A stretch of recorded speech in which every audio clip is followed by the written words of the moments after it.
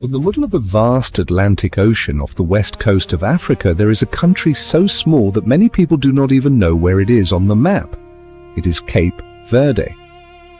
A small country with a population of just over 500,000 people that shocked the world by advancing to the knockout stage of the 2026 World Cup. From an unknown island nation, Cape Verde suddenly became a name mentioned everywhere. Today we are going to explore what life is really like in this country. Turn up the TV volume and relax with us.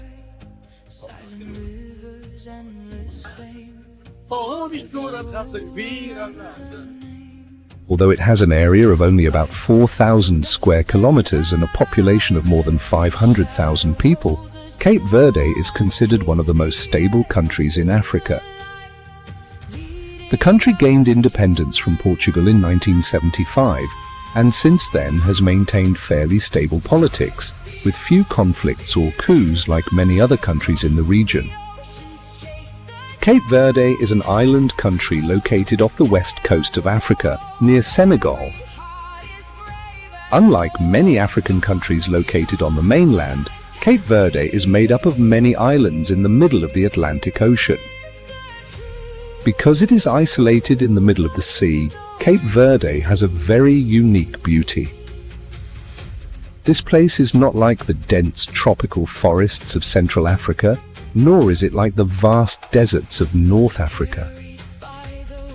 Cape Verde has the beauty of volcanic islands, long beaches, dry lands, rocky mountains, and colorful coastal towns.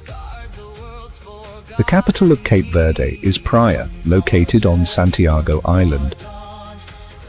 This is one of the most important political, economic, and cultural centers of the country. Cape Verde consists of many different islands. Sal Island and Boa Vista are famous for beautiful beaches, clear blue seawater, and resorts that attract tourists. São Vicente Island stands out for its music, street festivals, and the city of Mindelo, which is considered one of the important cultural centers of Cape Verde. Fogo Island is famous for the Pico do Fogo volcano, which has been active from the 17th century to the present. Precisely because it is an island country, the lives of the people of Cape Verde have always been tied to the sea. The sea is both a source of life and the road connecting Cape Verde with the outside world. From fishing, transporting goods, tourism, to journeys of migration abroad, the sea is always present in the fate of the people of Cape Verde. But living in the middle of the ocean is not easy at all. Cape Verde does not have many natural resources. The land in many places is dry, water sources are limited, and most goods have to be imported from outside. That is why the people here have such a strong spirit of resilience.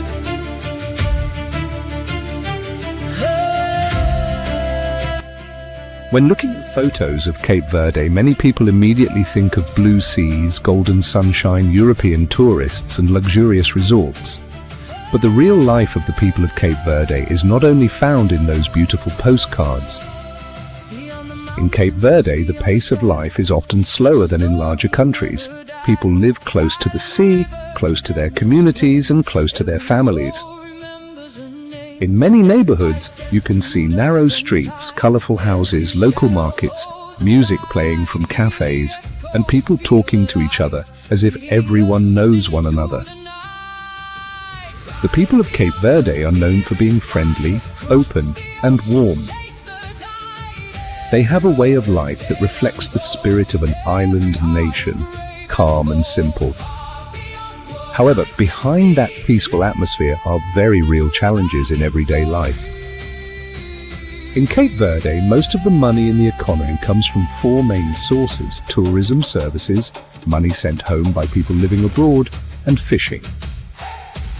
A single pandemic can reduce the number of tourists, which means workers lose their source of income.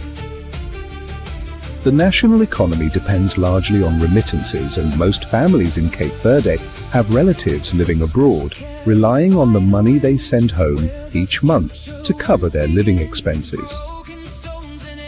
As a small island nation with dry land, few natural resources and no major industries, Cape Verde has to import almost all of its food, fuel and goods.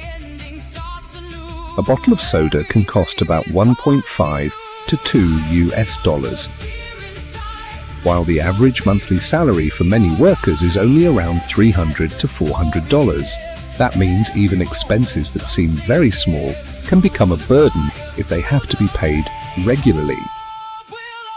In addition, Cape Verde is located in a dry climate zone with little and unpredictable rainfall, so it has long faced shortages of fresh water and farmland.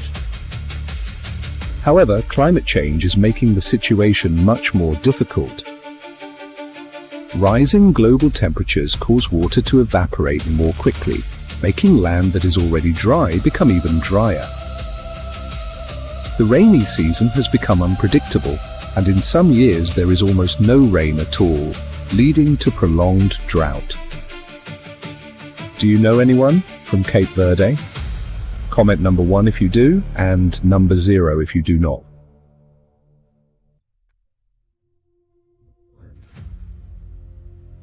When people talk about Cape Verde, many often notice the beauty of the women there. But to understand that beauty, we should not look only at their appearance. The women of Cape Verde are beautiful not only because of their skin, hair, or faces. They are beautiful because of their history, their cultural heritage, their vitality, and their very important role in the family as well as in society. Cape Verde is a country with a mixed population. For many centuries, it has been a meeting point between Africa, Europe, and the Atlantic Ocean. The people of Cape Verde are mainly of mixed West African and Portuguese ancestry, along with other influences that came through migration, colonialism, and trade. It is that history that has created a truly unique beauty. The women of Cape Verde often have healthy brown skin, naturally curly hair, well-defined facial features, and a confident presence.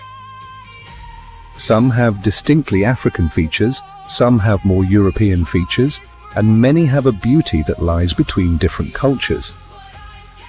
But if we describe the women of Cape Verde with only the word beautiful, that is still not enough.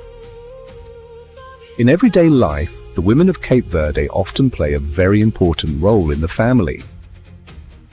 In many families, especially when men have to work far from home or migrate abroad, women are the ones who care for the children, manage the household, maintain family bonds, and preserve traditions. They are mothers, workers, guardians of culture, and the emotional backbone of the community. In local markets, you can see women selling fish, vegetables, handicrafts, or preparing traditional food.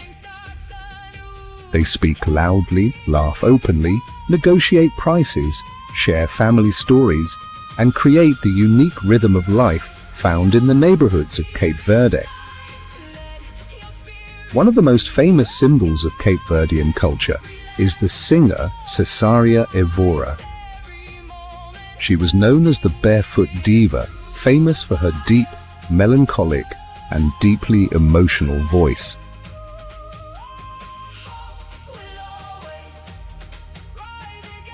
If you only look at Cape Verde from above, you will see the country as a collection of small rocky islands scattered across the Atlantic Ocean. But once you set foot here, you begin to understand why such a small country has such a special appeal. Cape Verde does not have the lush green beauty of the tropical islands of Southeast Asia or the Caribbean. Instead, it has a dry, rugged, and truly unique beauty. Rocky mountains, sun-scorched valleys, long beaches, dusty red roads, and small villages nestled on mountain slopes create a landscape that is both wild and captivating. On Sal Island, what attracts people the most is the true resort experience. Long stretches of soft white sand, crystal clear blue water where you can see the bottom, perfect for swimming, diving, and water sports such as windsurfing. In addition, Sal is famous for its natural salt lakes, where people can float on the surface just like in the Dead Sea. Modern resorts, complete services, and warm sunshine throughout the year make it an ideal destination for anyone who wants to relax and enjoy the sea. Boa Vista is another outstanding island, but its appeal comes from its untouched beauty and peaceful atmosphere. The beaches here are wide and almost never crowded, creating a rare sense of privacy. The long sand dunes offer an experience similar to being in a desert, where visitors can ride off-road vehicles or simply enjoy the scenery. Most notably, Boa Vista is also a place where sea turtles come ashore to lay their eggs during certain seasons, attracting people who love nature and wildlife. But Cape Verde is not only about the sea. Fogo Island offers a completely different experience, attracting those who enjoy exploration and adventure. Its greatest highlight is Pico do Fogo, a volcano that visitors can climb to enjoy panoramic views of the crater and the surrounding lava fields. Standing in the middle of a vast black landscape with almost no vegetation creates a powerful and unforgettable experience. In addition, visitors can explore villages located within the volcanic region and enjoy wine and coffee grown in volcanic soil, something that is very rare. What is remarkable is that even in this land that seems so harsh, people still find a way to live. The people grow grapes, cultivate coffee, and build villages on volcanic soil. Small houses standing on black ground with a massive volcanic crater behind them create a landscape that is both unusual and full of life. São Vicente is a different world, attracting those who love culture and local life. The city of Mindelo is famous for its live music, small seaside bars, street performances, and lively festivals. People come here not only to enjoy the scenery, but also to immerse themselves in the atmosphere, listening to Morna music, watching local people dance, talking with residents, and experiencing a rhythm of life that is truly full of soul. It is the ideal place for anyone who wants to gain a deeper understanding of Cape Verdean culture rather than simply enjoy a beach vacation.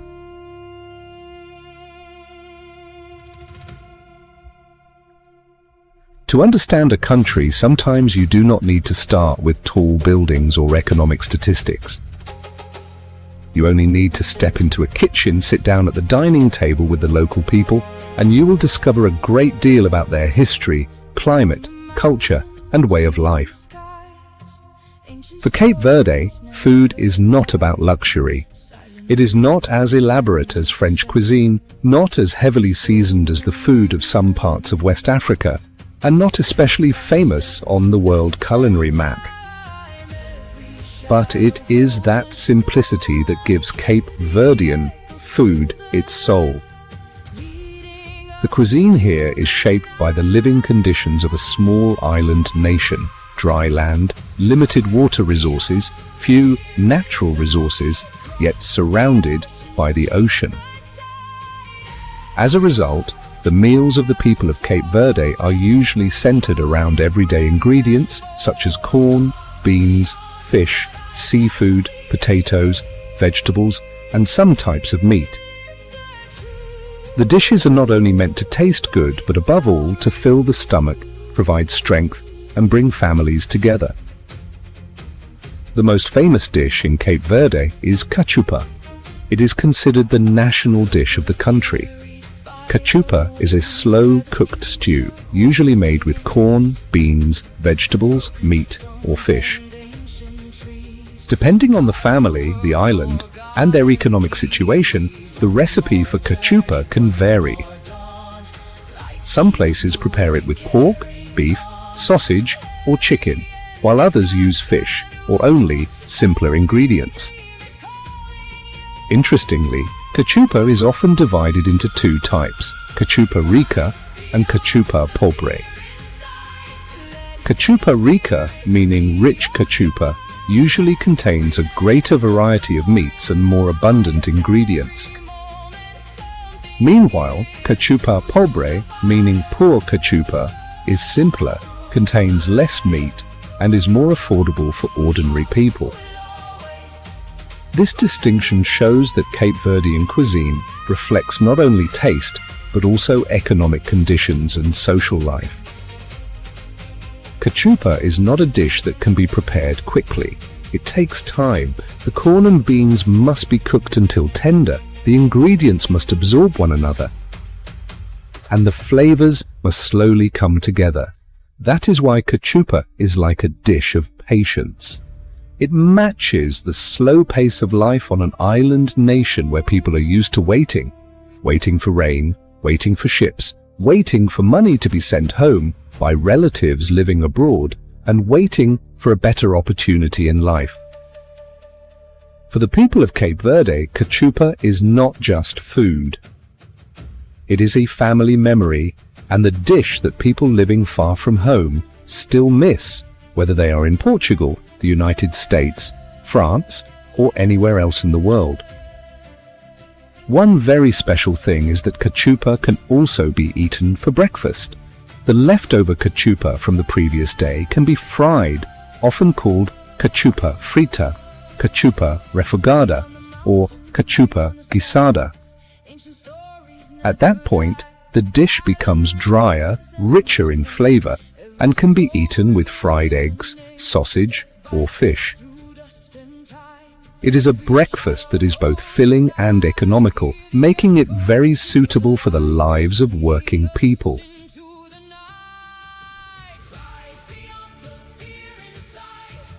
If you want to visit Cape Verde, the most pleasant time is usually from around November to June.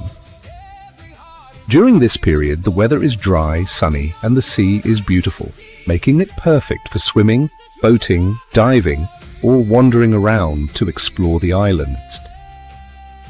And this is also when Cape Verde looks exactly like an Atlantic island nation. Golden sunshine, ocean breezes, blue skies, and very little rain. From July to October, the weather can be hotter, and there may be occasional rain, so it is not always ideal for those who only want a beach vacation. However, if you enjoy a quieter atmosphere, fewer tourists, and want to experience local life more closely, visiting during the low season has its own appeal.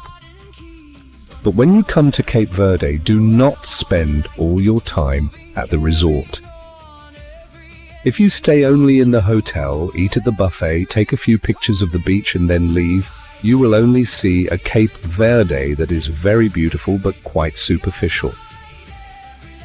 The real Cape Verde is out there, in the small markets, the dusty streets, the casual restaurants, the fishing villages along the coast, the women selling fish, the children playing soccer in the streets, and the music coming from a local bar in the evening. One more thing, do not point your camera directly at people's faces as if they are just something to film. Anywhere in the world, people do not like being photographed without permission, especially women, children, or people working in the market. If you want to take a photo, ask first, smile, and have a short conversation. The people of Cape Verde are quite friendly, but being friendly does not mean tourists can do whatever they want. When leaving the beach or the resort, it is also a good idea to dress modestly. Wearing a swimsuit at the beach is perfectly normal, but walking into residential areas, villages, markets, or churches dressed too revealingly may make people uncomfortable. Cape Verde is open-minded, but it is still a close-knit society where people pay attention to how others behave. Also, do not litter, do not take coral, and do not disturb sea turtles or wildlife just to record a beautiful video. Cape Verde is a small island nation, and its environment is not resilient enough to withstand every kind of irresponsible tourism. A clean beach, a sea turtle coming ashore to lay eggs, or an untouched coral reef is worth far more than a few seconds of content on the internet. Simply put, the best time to visit Cape Verde is during the dry season, but the best way to understand Cape Verde is to slow down, be respectful, and step outside the tourist comfort zone. Do not come here just to find a beach paradise. Come to see a small country with sunshine, wind, hardship, music, real people, and countless stories hidden behind the peaceful ocean. Cape Verde may be only a tiny dot in the Atlantic Ocean, but what this country has to offer is far greater than its size. From its breathtaking beaches, unique culture, and friendly people to its history filled with challenges, everything has come together to create a Cape Verde that is truly unique and well worth exploring at least once in a lifetime. If you found this video interesting and would like me to continue taking you to discover lesser-known countries that are full of surprises, do not forget to like the video, subscribe to the channel, and turn on notifications so you do not miss the next journeys. Thank you for taking the time to watch. See you again in the next video.